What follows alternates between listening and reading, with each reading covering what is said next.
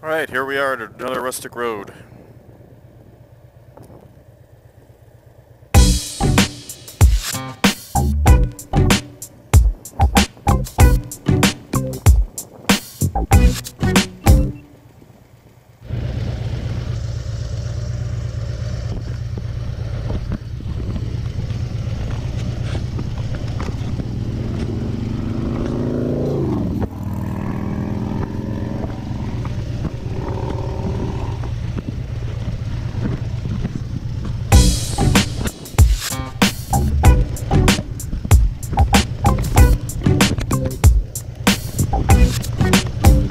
Go.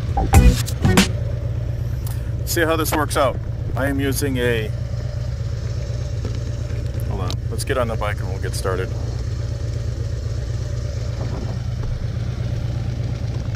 Rustic Road 43.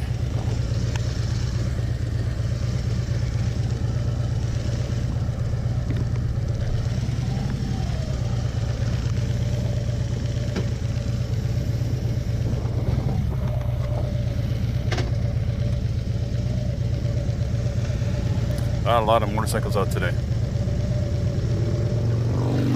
It is actually a pretty nice day. Hoping all the video stuff turns out. Rustic Road 43. It's about an hour drive to get out here. It took me a little bit longer to get out here. I stopped at, I think it's Yuke's, U-K-E apostrophe S, I believe. And wanted to take a look at the 2018 motorcycles. They had an Ultra out there, a 2018 Ultra that I wanted to take a look at, and was able to get a good look at that. What's going on here? It's just a little bar.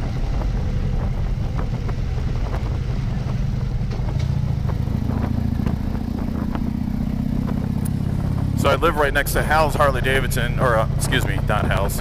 Got that on my mind too, but Wisconsin Harley-Davidson in Oconomowoc.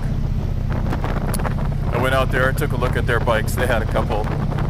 They had the Fat Boy out there, 2018 Fat Boy and a 2018 Heritage. I went out to, we'll call it Ukes, because I'm not sure how to pronounce it. We'll just say Ukes. Kenosha, I'm in Kenosha County.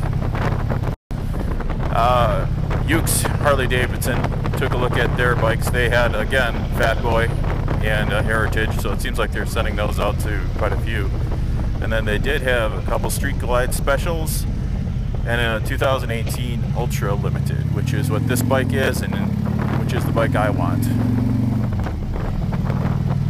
And it was quite lovely. Now, I don't know about you guys, but have you seen the reveal, the 2018 Harley-Davidson reveal? I know Laidlaw's channel that I watch. Laidlaw, it's I think he owns his own Harley-Davidson dealership. Every year, what's your repetitive? He was doing some recording from the live streaming from the reveal. That was awesome. Thank you, Laidlaw. Got to see that and all the other cool bikes, and I have never been gaga over a motorcycle before. I love motorcycles, love riding them, but I've never seen a bike and said, oh my gosh, I gotta have that bike. Until now. They've got that CVO. It's faded, it's like this faded red paint, and it has, looks like it's lit up from the bottom, so it's brighter red in the bottom and then it fades up to a black on the top. What's really nice is it's a Ultra CVO Limited, and it's blacked out, so the front forks and all that and the lights, they're all black. The tail is all black, but you still have chrome exhaust and engine. And with the faded paint, 117 engine, all the bells and whistles, I am absolutely gaga over that bike. Totally want it. But of course, that bike is going to be $45,000. And my wife laughs at me. That's just not going to happen. I'd have to win the lottery or something like that. Even if I had that type of disposable income, because we could probably pull it off, it's just not a financial financially wise decision to do something like that. But I'm totally in love with that motorcycle, and I've never had that before. Watching the reveal of the 18s was interesting. They had all the YouTube videos with all the guys and gals getting their free motorcycles, and I'm not sure I'm on board with that marketing scheme. It seems like, why would you, giving rich people expensive motorcycles isn't something that would appeal to me from a marketing perspective. But that's what they did. And of course there's a lot of drama around the Dynas going away. I've never had a Dyna. I actually had a Kawasaki which looked very close to a Dyna. Obviously they're not the same. That's it? A lot of haters out there for those motorcycles. I'm not sure what's up with that. If you look at the specs and how the bikes handle in the new frame and how they pulled it off, I think it's pretty awesome. I'm not a big fan of the Heritage. Having had a Heritage Softail myself, it doesn't fit it for me. But the other ones, I mean, that was it the Fat Bob? I would love to have the Fat Bob. That looks like a great motorcycle. That if I could have something for tool around town or something, that would be the one I would get. I love the LED lights that they're doing, the different shaped lights, different types of lights for different models. But yeah, I really like what they're doing. I know a lot of people hate what they're doing, or say that they hate what they're doing, but those bikes have got to be just 10 times better than what the old models were. So I'm not sure I get where all the haters are coming from. But it is what it is. So I went camping the past weekend, over Labor Day weekend. I did not get to go to the rallies. The Milwaukee rally was here. I live in the area, and not going to a rally seems kind of odd. But it's just not really my thing. Went camping with the kids and my brother, and that was a lot of fun. Had some good time there. I want to shout out to Bruce City Rider. He's another vlogger in our area. It's interesting. Bruce City Rider is a vlogger in our area, and he got some video of that. He got some video.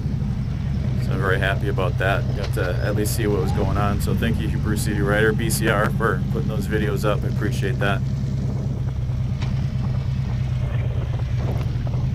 But yeah, I had fun on Labor Day just doing some camping. So I wasn't around here. And for me, actually, it seems like forever since I've done any vlogging. I went to Carbondale, Illinois for the solar eclipse, and I really haven't even been on the motorcycle that much since then. And I think there's a good reason for it. I was completely drained by that trip. That's a whole nother story for a whole nother day. But that trip took me 13.5 hours to get home. And I got home at 3:20 in the morning. The traffic was so bad. And in that early afternoon, the temperature was in the 90s. If you could imagine being stuck on a 12 Ultra in the mid 90s in dead stop traffic for hours and hours and hours. I know I said I'm going to do this at a later day, but it took me 3.5 hours to get from Springfield to Carbondale, and that's with some heavy traffic. To get out of Carbondale took me 7.5 hours.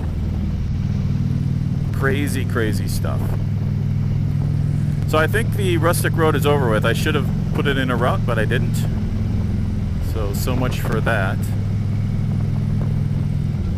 So I will turn around because I know the other way is the way home. So let's get back to going in the area there where we want to go. By the way, today I'm trying something different. I have this filter. It's a 3D printed filter. It's a new version. I know I've had other videos where I've tried this, but I designed and 3D printed this filter holder that will hold just a couple filters that you would normally put on your digital or DSLR camera. And what I'm using today is it's a Polaroid circular polarizer. That should make the skies a little bluer, grass a little greener, just pop a little bit more. And then I'm trying a neutral density filter. And the idea behind the neutral density filter is that it allows all the light in, the color, but it stops the light down, so there's less light coming into the lens. And in post-production, I'll have to bring up the exposure. But what the intended idea, whether it works or not is a different story. The intended idea is that I can leave the shutter and the camera will stay open longer for each frame that it takes for the video.